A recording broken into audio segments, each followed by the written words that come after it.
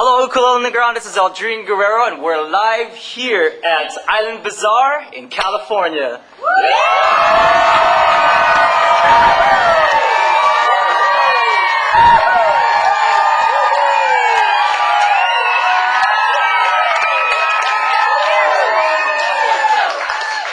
Huntington Beach, Uke got mail.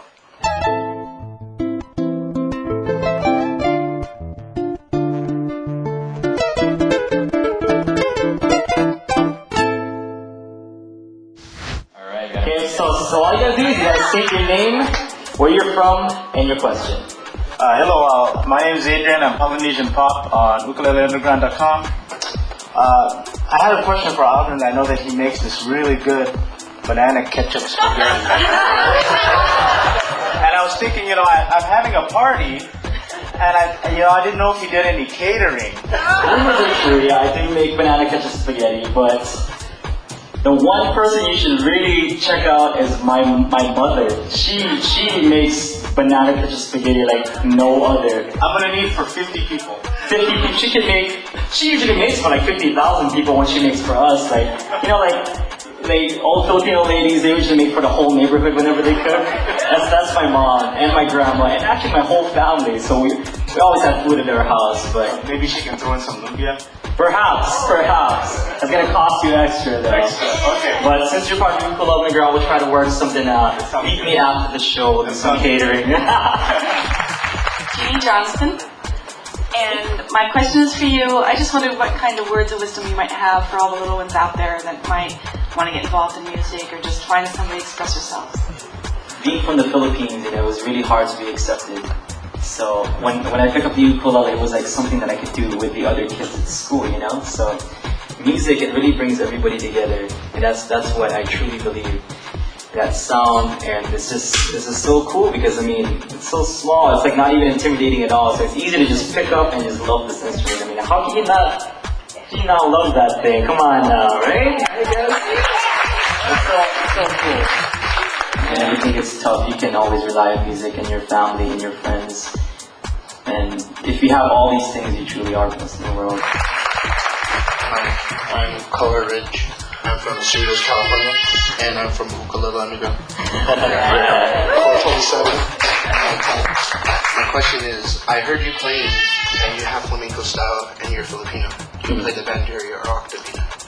If not, you should. Actually, when I was learning guitar, my grandma, the one who pushed me to play music, she's like, you should play the bandoria. Because bandoria, no one plays it here in Hawaii. You have to play bandoria, you have to be different, you have to be Filipino. So we went to the music store, no bandorias. So when I went to the Philippines, I took my ukulele there and I played at this music shop, and this man named Emilio Lumano, he saw me playing. He's like, man, I want to make a ukulele for you because I've never seen anybody play a ukulele like that. And it was special to me because it was, it's from the Philippines. And so I came back and I told my grandma, here you go, this is a Filipino ukulele, and I played it every day since then. Now I have it at home, so nice little case. I have one too.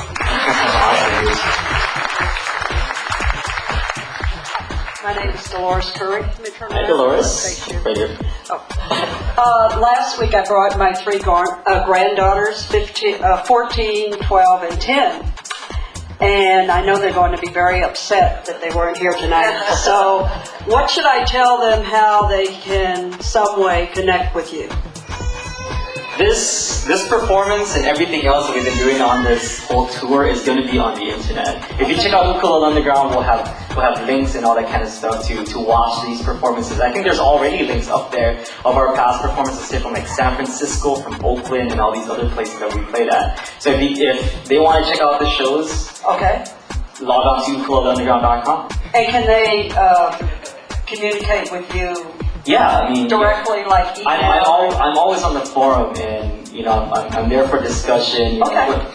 Everybody from the community has all this discussion. We have a forum, yes, where people can post stuff, and I'm always there reading stuff. And if that certain question hasn't already been answered by somebody else from the forum, then I would go and answer it. Okay. But if anything, I can be private message as well. And I bought them all ukuleles. Oh, nice. Here's a clap for you, man. Anybody? Oh, Sally. She's the one responsible for us being here, so she brought us here. And also, how about a nice round of applause for Shirley, who's amazing place you got here, man. Amazing place. Hi, I'm Ukulele, and I'd like to know the girl's name behind Red and Silky. Really? Red and Silky is about my curtains, actually. My Red and Silky curtains, that's what it's about. No, but this is... Should I say her name? No, I shouldn't say that. This is called her Mochi. I used to call her Mochi. She was Mochi. That's what they called my curtains. But yeah, Mochi. I wrote that song for Mochi. It's a wonderful song. Thank you. You guys can ask anything at all. Megan, with her plethora of pens over there, she's helping us out earlier. Hi, I saw you had Mr. Donut on your oot, and I just want to know, how many people you meet on YouTube and how it changed your life, because I like Andy Tyson Lady too. Yeah, I haven't met Andy Tyson Lady actually. We talked on YouTube. She was supposed to come out, but unfortunately, stuff happened and she couldn't come out to the show. But I met Terark and Ninja Drops. Last night we were hanging out. There were some cool people. Dustin Update, he said 123. He wanted to come out to our show, but he couldn't come out. He seemed so bummed. But YouTube changed my life in a huge way, because I didn't really think anybody was watching. I didn't know what subscribers were. So yeah, my YouTube channel was all just supposed to be one big place to host all of our performances. But when I met Tisa, Dustin, he was like, "Man, you have so much subscribers." I was like, "What are subscribers? What is that?" I was like, "That's how many people are watching you, and how many people want to see what you're gonna put out next." I was like, "Man, I wouldn't subscribe to me." Why, they said, what are you guys doing? But it's because of all these subscribers, we've been getting all this attention. And those guys check out Ukulele Underground, and those people who check out Ukulele Underground come to YouTube, and that's how the music spreads. So internet, we owe a lot to internet. And back in the day when we were starting out, we didn't have that tool.